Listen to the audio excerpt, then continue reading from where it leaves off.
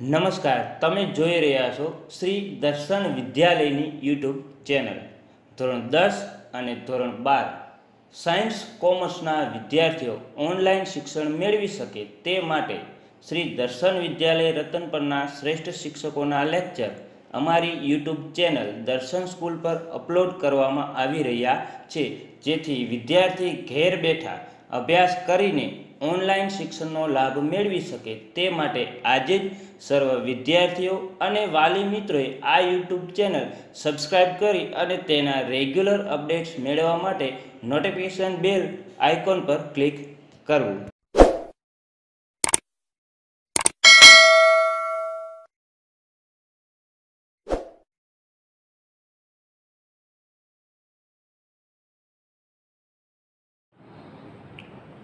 નમસ્કાર મિત્રો, આજે આપણે ધોરણ 10 ની અંદર સામાજિક વિજ્ઞાન વિષયમાં પાઠ બીજો છે તે ભણીશું. મિત્રો, બીજા પાઠનું નામ છે ભારતનો સાંસ્કૃતિક વારસો. આ સાંસ્કૃતિક વારસામાં પરંપરાઓનો સમાવેશ થાય છે અને એ બે પરંપરાઓ હસ્તકલા અને લલિત કલા વિશે આપણે વાત કરતા હતા. મિત્રો, કાષ્ઠ કલા છે, ચર્મ ઉદ્યોગ છે, ઘણી બધી કલાઓ છે એની આપણે વાત કરી. હવે આપણે છેલ્લી કલા કરી છે ચિત્રકલા. તો મિત્રો, ચાલો આપણે ચિત્રકલા વિશે અભ્યાસ કરીએ. મિત્રો, ચિત્રકલા એટલે આપણને ખબર છે કે ચિત્ર દોરવાની જે કલા છે તેને આપણે ચિત્રકલા કહીએ છીએ. આપણે પ્રાથમિકમાં હતા ત્યારે મિત્રો આપણને ચિત્ર દોરવું ખૂબ જ ગમતું હતું. ચિત્ર એક વિષય તરીકે આવે છે. તો મિત્રો, આ ચિત્રકલા છે એની ટૂંકનોંધ કેવી રીતે પૂછાય, એમાંથી કેવા પ્રશ્ન પૂછાય અને આ કલા કેટલી જૂની છે, શું મહત્વ છે તેના વિશે મિત્રો આપણે વાત કરીએ.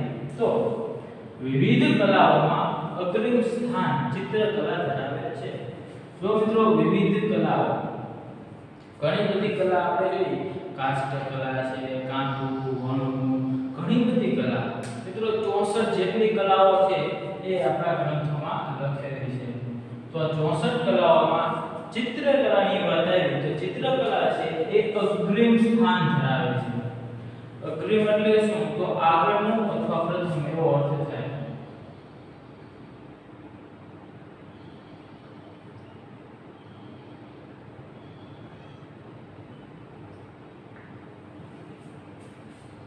ચિત્રકલા છે એ ખૂબ જ મહત્વની કલા છે અને આગળ સ્થાન ધરાવે છે, પ્રથમ સ્થાન ધરાવે છે. મિત્રો, જો વિવિધ કલાઓની વાત કરીએ તો મહત્વપૂર્ણ કલા તરીકે ચિત્રકલાનો સમાવેશ થાય છે. ત્યાર પછી વાત કરીએ રંગ અને રેખાઓ દ્વારા કલા અને સૌંદર્યનું રસપાન કરાવતી ચિત્રકલામાં પ્રકૃતિના જળ અને ચૈતન્ય સ્વરૂપમાં રહેલા વિવિધ ભાવોનું દર્શન કરાવવાની ક્ષમતા રહેલી છે. અમુક શબ્દો છે જે આપણને મિત્રો ખબર નથી એનો શું અર્થ થાય તે જોઈએ. રંગ અને રેખાઓ દ્વારા, રંગ એટલે શું? તો વિવિધ પ્રકારના કલર એ આપણને ખબર છે અને રેખાઓની વાત છે. રેખાઓ એટલે શું? તો અંગ્રેજીમાં આપણે એને લાઈન કહીએ છીએ. તો વિવિધ પ્રકારની લાઈનથી મિત્રો અને વિવિધ કલરથી એક ચિત્ર છે એ બનતું હોય છે. હવે જો આ લખાણ છે તો લખાણ પણ કઈ રીતનું છે? એ વિવિધ પ્રકારની લાઈન જ છે. આપણે મિત્રો ચી કરીએ તો આ જો આ એક પ્રકારની વળાંકવાળી લાઈન જ છે. ચિત્ર લખીએ તો આ લાઈન જ છે. એવી રીતે વિવિધ ચિત્રો આપણે બનાવીએ એ પણ શું કરીએ છીએ? લાઈનથી દોરવામાં આવે છે અને વિવિધ કલરથી દોરવામાં આવે છે. તો રંગ અને રેખાઓ દ્વારા ચિત્ર દોરવામાં આવે છે. એ કલા છે. કલા અને સૌંદર્યનું રસપાન કરાવે છે.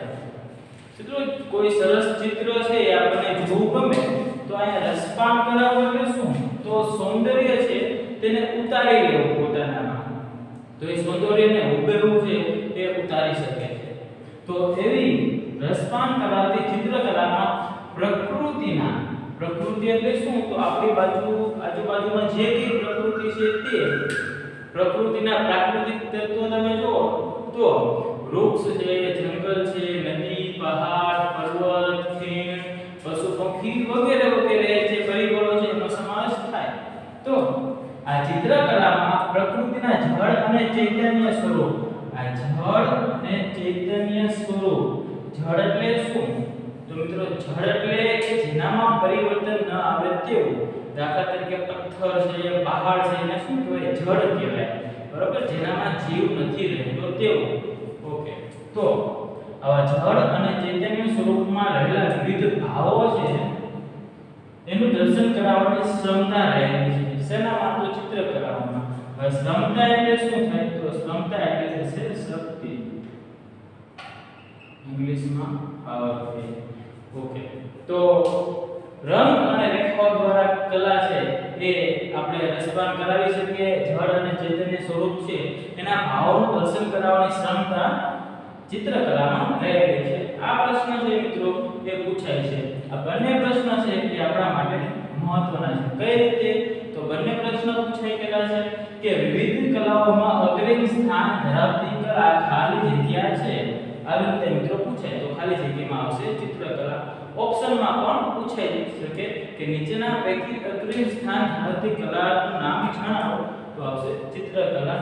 ત્યારબાદ પ્રશ્ન કઈ રીતે પૂછાય કે રંગ અને રેખાઓ દ્વારા કલા અને સૌંદર્યનું રસપાન કરાવતી ચિત્રકલામાં પ્રકૃતિના જળ અને ચૈતન્ય સ્વરૂપમાં રહેલા વિવિધ ભાવોનું દર્શન કરાવવાની ક્ષમતા રહેલી છે.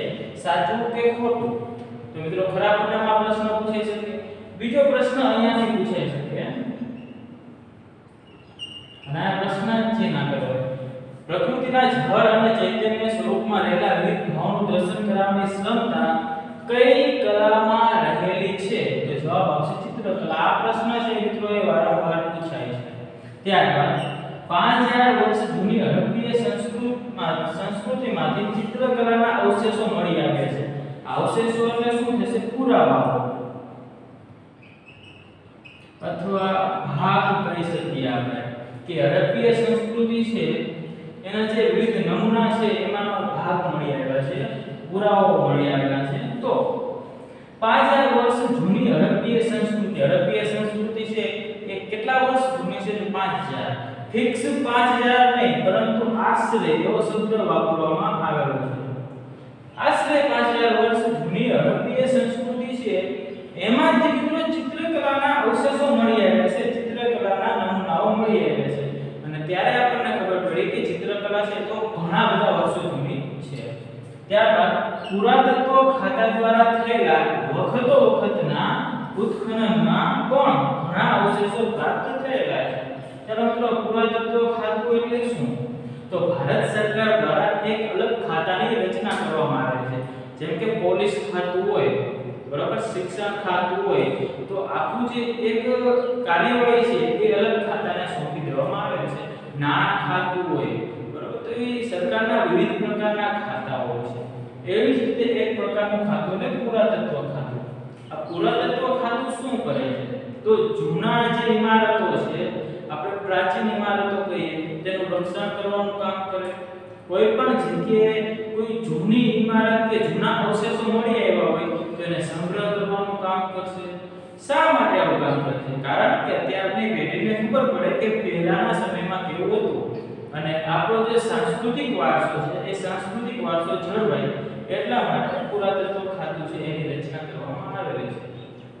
અને પુરાતત્વ ખાતું છે એ વિવિધ પ્રકારની જૂનવાણી જે ચીજ વસ્તુઓ છે એ શોધવા માટે સતત કાર્યશીલ હોય છે, જેનાથી આપણને પહેલાના ઇતિહાસની જાણ થાય. ઓકે, તો પુરાતત્વ ખાતા દ્વારા થયેલા વખત એટલે શું? કે સમયાંતરે એ કંઈક ને કંઈક વસ્તુ છે એ શોધતા હોય છે, કંઈક ને કંઈક સંશોધન છે એ શરૂ હોય છે.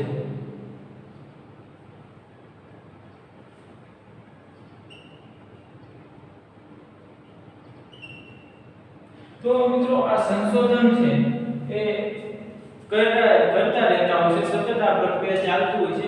મિત્રો એમાં ઉત્ખનન કરે છે અમુક જગ્યામાં. જો એક નાનકડો પણ અવશેષ મળી આવે તો એમને શક્યતા જણાય છે કે અહીંયા કંઈક બીજું હોવું જોઈએ, તો એટલા માટે ઉત્ખનન કરવામાં આવે છે. ઉત્ખનન એટલે શું થશે? તો ખોદકામ કરવામાં આવે છે અને જમીનને ખોદીને તપાસવામાં આવે છે કે બીજા કોઈ અવશેષો તો નથી ને.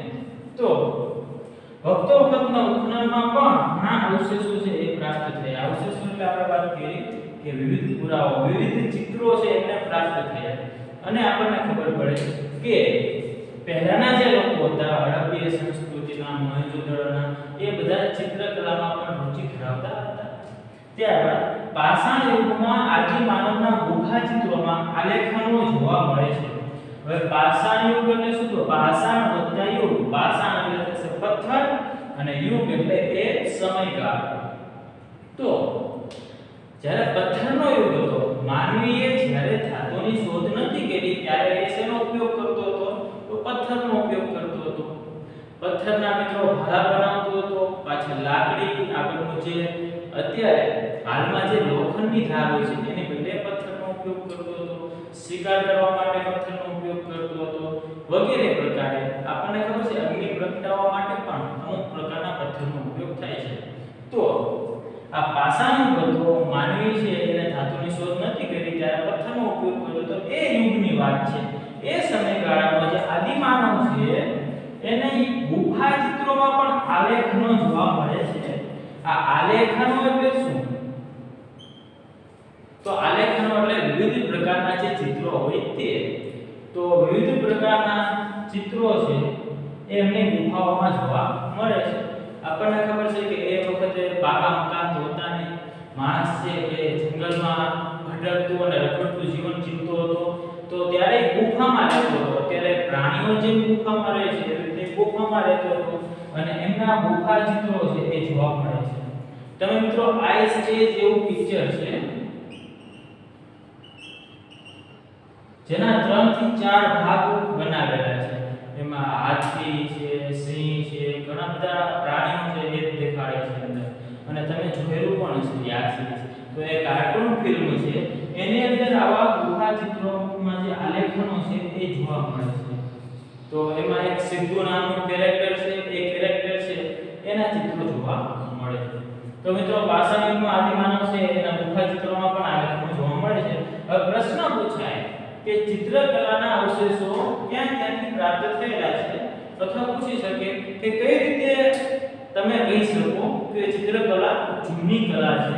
તો આપણે લખવું પડે કે અફઘાનિસ્તાન ધરાવે છે, ત્યારબાદ 5000 વર્ષ જૂની હડપ્પીય સંસ્કૃતિમાંથી ચિત્રકલાના અવશેષો પ્રાપ્ત થયા છે.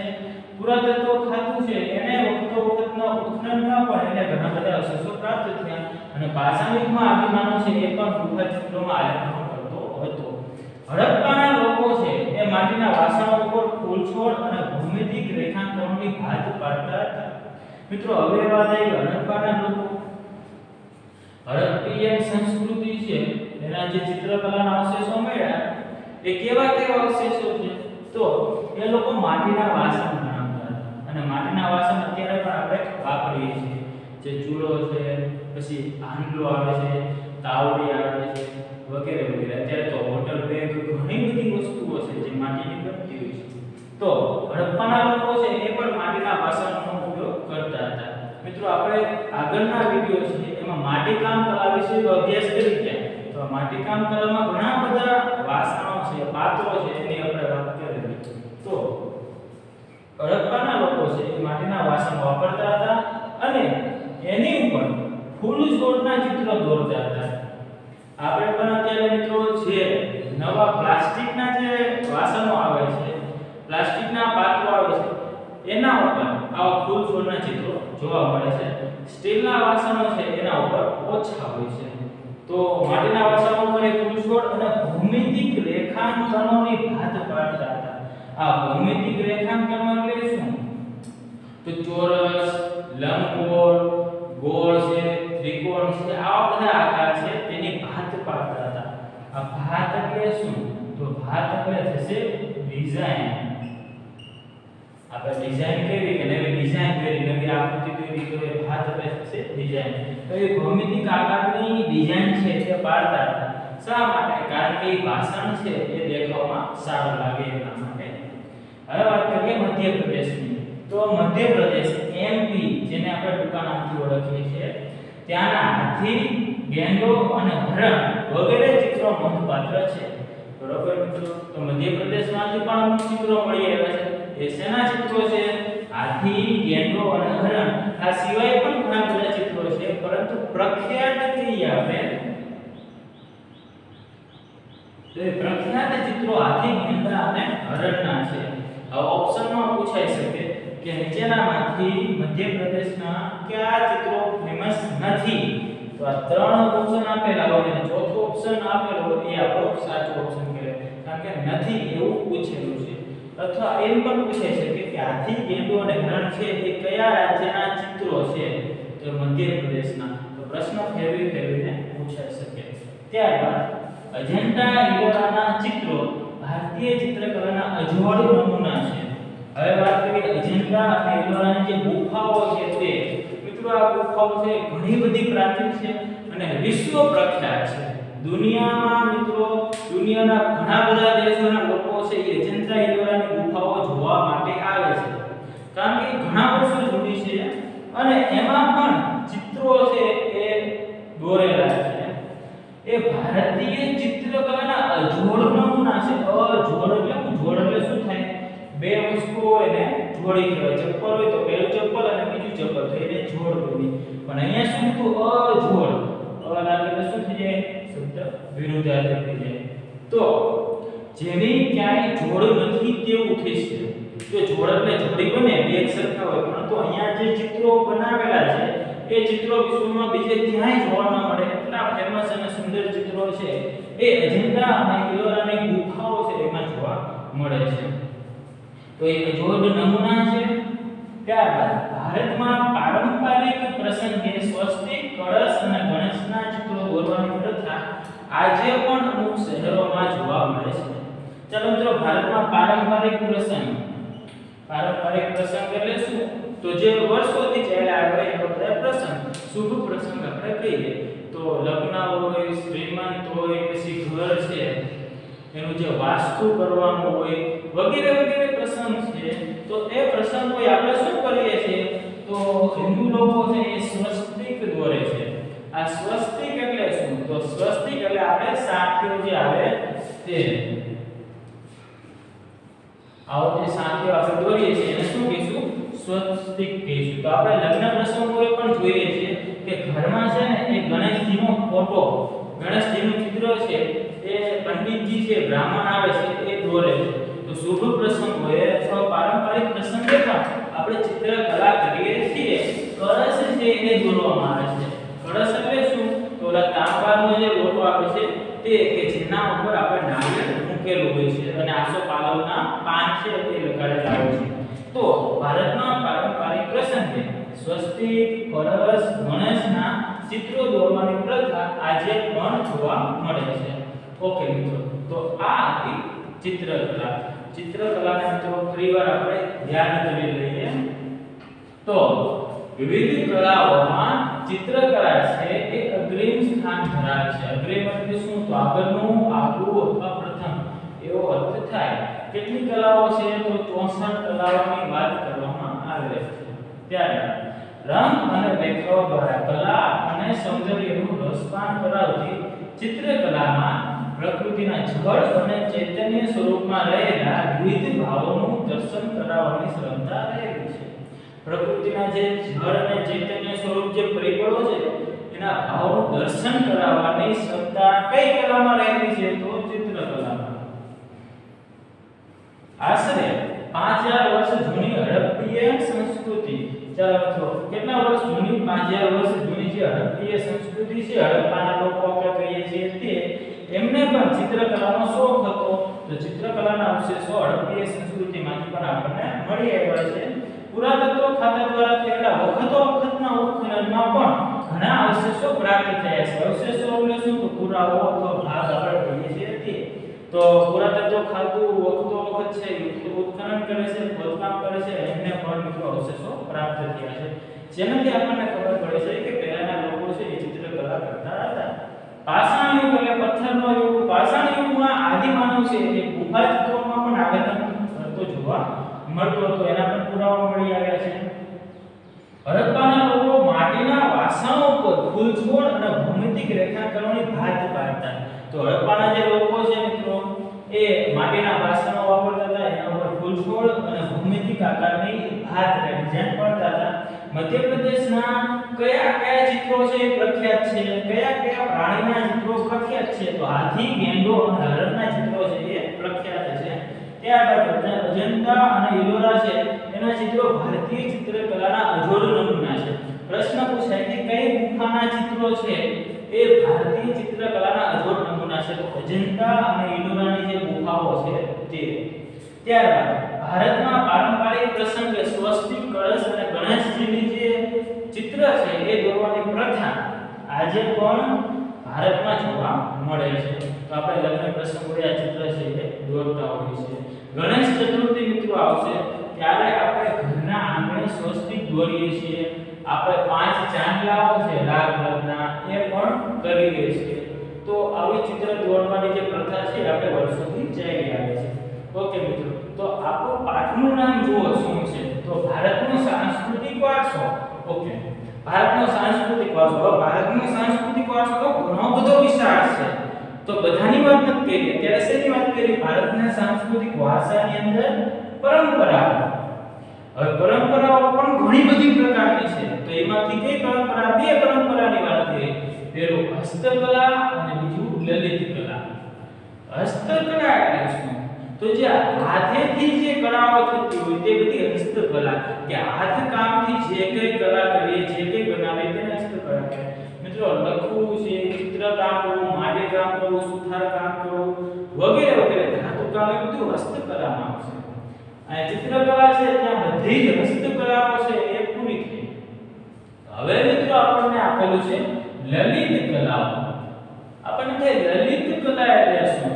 તો લલિત કલા એટલે સંગીત એટલે કે મ્યુઝિક, ડાન્સ અને એક્ટિંગ આનો સમાવેશ થાય. બરોબર? મ્યુઝિક, ડાન્સ, એક્ટિંગ એટલે કે નાટક, વાદક અને નૃત્ય કરવું. આ 3 વસ્તુઓ છે એ આમાં આવશે. ઓકે મિત્રો, તો આપણે ભારતની લલિત કલાઓ વિશે વાત કરીએ. આપણે શેના વિશે વાત કરી? હસ્તકલા છે એ પૂરી કરી. હવે લલિત કલાઓની વાત છે. તો ભારતમાં વિવિધ પ્રકારની લલિત કલાઓ જોવા મળે છે. ગાયન. ગાયન એટલે શું? ગાવું એટલે કે સિંગિંગ આપણે કહીએ છીએ તે. ત્યારબાદ વાદન. વાદન એટલે શું? વગાડવું. બરોબર? ગાવું, સિંગિંગ કરવું, વગાડવું. વગાડવું એટલે શું છે? મ્યુઝિક થાય. અને નર્તન. નર્તન એટલે શું? તો ડાન્સ એટલે કે નાચવું, નૃત્ય કરવું. ઓકે, આ નર્તન શબ્દ શેના ઉપરથી ઉતરી આવ્યો છે તે આપણે નાટક કલામાં, નૃત્ય કલામાં જોઈશું. ઓકે, તો ગાયન, વાદન અને નર્તન આ ત્રણેયનો સમાવેશ શેની અંદર થાય છે? તો આ ત્રણેયનો સમાવેશ લલિત કલામાં થાય છે. મિત્રો બરોબર ખાસ ધ્યાન આપજો કે શું? ગાયન, ગાવું, વાદન, વગાડવું અને નર્તન એટલે કે નૃત્ય કરવું, આ ત્રણનો સમાવેશ છે એ લલિત કલામાં થાય છે. નાટક કરવું, નાટક, એક્ટિંગ એનો સમાવેશ પણ આની અંદર થઈ જાય. તો ગાવું, વગાડવું અને નૃત્ય કરવું, નાટક કરવું, એવી રીતે સાથે વિવિધ પાત્રોની વેશભૂષા ધારણ કરીને કોઈ ગ્રંથ, કથા અથવા પ્રસંગ ભજવવો એને આપણે શું કહીશું? નાટક કરવું એવું કહીશું. ચાલો, નાટકમાં શું હોય? તો નાટકમાં ગાવાનું હોય, વગાડવાનું હોય કે પછી નૃત્ય કરવાનું હોય. એવી રીતે વિવિધ પાત્રો. આ પાત્રો એટલે શું? તો પાત્રો એટલે કેરેક્ટર આપણે કહીએ છીએ. વિવિધ પ્રકારના કેરેક્ટર હોય. આપણે કહીએ કે તારક મહેતાની સિરિયલમાં કેવા કેવા કેરેક્ટર છે? તો તારક મહેતા છે, જેઠાલાલ છે, દયાબેન છે, ટપુ વગેરે વગેરે હોય. તો એ બધા શું છે? એક એક કેરેક્ટર છે. તો આ વિવિધ પાત્રો છે એની વેશભૂષા ધારણ કરીને. વેશભૂષા એટલે શું? તો પહેરવેશ ધારણ કરીને. આપણને ખબર છે કોઈ વડીલનું પાત્ર ભજવવાનું હોય તો મૂછ લગાવવી પડે, ધોળા વાળ કરવા પડે, કેડિયું અથવા તો ઝભ્ભો લેવો પડે, કારણ કે એમની વેશભૂષા એ પ્રકારની હોય. તો મિત્રો આપણે કૃષ્ણ ભગવાન છે એમની વેશભૂષા ધારણ કરવી હોય તો કૃષ્ણ ભગવાન જેવા કપડાં પહેરવા પડે. ઓકે, તો જે પાત્રો છે ભજવવાનું હોય એની વેશભૂષા ધારણ કરીને કોઈ ગ્રંથ કે કથા. હવે જે કઈ પાત્ર છે એ કોઈ ગ્રંથનું પાત્ર છે અથવા કોઈ કથાનું પાત્ર છે. આપણે દાખલા તરીકે રામાયણ લઈએ તો રામાયણમાં કયા કયા પાત્રો છે? રામ, લક્ષ્મણ, ભરત, શત્રુઘ્ન, સીતાજી, લવકુશ વગેરે વગેરે, હનુમાનજી વગેરે. તો એ રામાયણ છે એમાંનું એક પાત્ર લઈ લઈએ, હનુમાનજી. તો હનુમાનજીનો વેશભૂષા ધારણ કરીને ગદા લઈને આપણે કોઈ અભિનય કરવાનો હોય તો એ શું કહેવું કે ગ્રંથ છે ગ્રંથમાંથી એક પાત્ર છે એ લીધું અને એની વેશભૂષા ધારણ કરી અને એનો પ્રસંગ ભજવવો. એનો પ્રસંગ છે કોઈ ઘટના, એ ભજવી. દાખલા તરીકે જડીબુટી લાયા હતા હનુમાનજી, એનો પ્રસંગ ભજવો હોય તો એ પ્રસંગની વાત કરી છે. તો એનો મતલબ શું થયો? નાટક કરવું. તો નાટક કરવું એટલે શું પૂછે? નાટક એટલે શું? તો નાટક એટલે ગાયન, વાદન અને નર્તન સાથે વિવિધ પાત્રોની વેશભૂષા ધારણ કરીને કોઈ ગ્રંથ, કથા કે પ્રસંગ ભજવો તેને આપણે નાટક કહીશું. એ ભારતીય સંસ્કૃતિની વિશેષતા છે. તો વિશેષતા એટલે શું? તો ખાસિયત રહેલી છે. ઓકે. ત્યારબાદ રામાયણ, મહાભારત જેવા મહાન ગ્રંથો. તમે ધ્યાન આપજો, આપણા મહાન ગ્રંથો કયા? રામાયણ, મહાભારત, બાઇબલ, પુરાણ, આ બધા મિત્રો આપણા ગ્રંથો છે, મહાન ગ્રંથો છે. બરોબર. પરંતુ નાટકની વાત આવે તો ભારત દેશમાં મોટા ભાગે આપણે જોઈશું કે રામાયણ અને મહાભારતના પાત્રો છે એના ઉપરથી જે નાટક છે એ ભજવવામાં આવતું હોય છે. આ મહાભારત છે મિત્રો એ દુનિયાનો સૌથી મોટામાં મોટો ગ્રંથ ગણાય છે. સૌથી મોટી કવિતા છે એ કઈ ગણાય? તો એ ગણાય છે મહાભારત. તો ઘણી બધી પ્રકારની ઋચાઓ છે એ અંદર આવેલી છે. તો રામાયણ અને મહાભારત જેવા મહાન ગ્રંથો છે એમાંથી ભારતીય સાહિત્યના આધારે, જો ભારતીય સાહિત્ય અને મહાભારત અને રામાયણ આ ત્રણ વસ્તુઓ છે, મહાન મહાન ગ્રંથો અને ભારતીય સાહિત્ય. આ ભારતીય સાહિત્ય એટલે શું? તો રવિન્દ્રનાથ ટાગોરે જે ગીતાંજલિ લખી હતી, અથવા વિવિધ પ્રકારના આપણે ગુજરાતી જે એકમ છે ગુજરાતી વિષય એમાં પણ આપણે નાટક કરીએ છીએ. અમુક પ્રકારના નાટકો છે એ ડાયલોગ તરીકે મિત્રો આપણા ગુજરાતી વિષયની અંદર પણ પાઠમાં આપેલા છે. તો એનું પણ નાટક કરી શકાય. તો ગુજરાતીની પુસ્તક છે એની અંદર જે નાટક આપ્યું એ શું હોય? તો એ ભારતીય સાહિત્ય કહેવાય. જ્યારે ઓલા ધાર્મિક ગ્રંથો કહેવાય. તો ભારતીય સાહિત્ય હોય કે ધાર્મિક ગ્રંથો હોય એમના પાત્રો ભજવીને મનોરંજન સાથે, મનોરંજન એટલે શું? તો એન્ટરટેનમેન્ટ. બરાબર. આપણને મજા આવે એ વસ્તુ. આપણે પહેલા ભવાઈ રમાતી હતી તો ભવાઈ જોવાની લોકોને મજા આવતી હતી. ઓકે. અત્યારે નાટક, સર્કસ મજા આવે. તો મનોરંજન છે એ આપવાનું કામ કરે છે. પરંતુ અહીંયા મોસ્ટ આઈએમપી પ્રશ્ન બને છે કે મનોરંજન સાથે લોક સંસ્કાર. માત્ર મનોરંજન નહીં, મજા નહીં, એન્ટરટેનમેન્ટ નહીં, એની સાથે લોક સંસ્કાર આપવાનું કાર્ય છે એ લાંબા સમયથી ભારતમાં ચાલતું આવ્યું છે. અને મનોરંજન સાથે લોક સંસ્કાર છે એ કઈ કળા દ્વારા આપી શકાય છે? તો મિત્રો એમાં આવશે નાટક. નાટક એક જ એવી કળા છે કે જેમાં મનોરંજન પણ આપી શકાય અને તેની સાથે લોક સંસ્કાર પણ આપી શકાય છે. ઓકે મિત્રો, તો આજે આપણે શેનો અભ્યાસ કર્યો? તો કલાઓ છે એમાં છેલ્લી કલા એટલે કે ચિત્રકલા આપણા અભ્યાસક્રમમાં આપેલી છે તેનો અભ્યાસ કર્યો અને જોયું આપણે કે લલિત કલા એટલે શું? તો લલિત કલાનો અર્થ પણ આપણે જોયો. ઓકે મિત્રો, તો હવે તમે હોમવર્ક લખી લો. હોમવર્કમાં તમારે શું લાવવાનું રહેશે?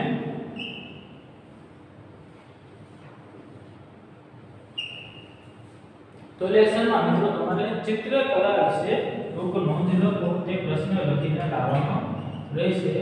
રૂપ નોંધ લખો.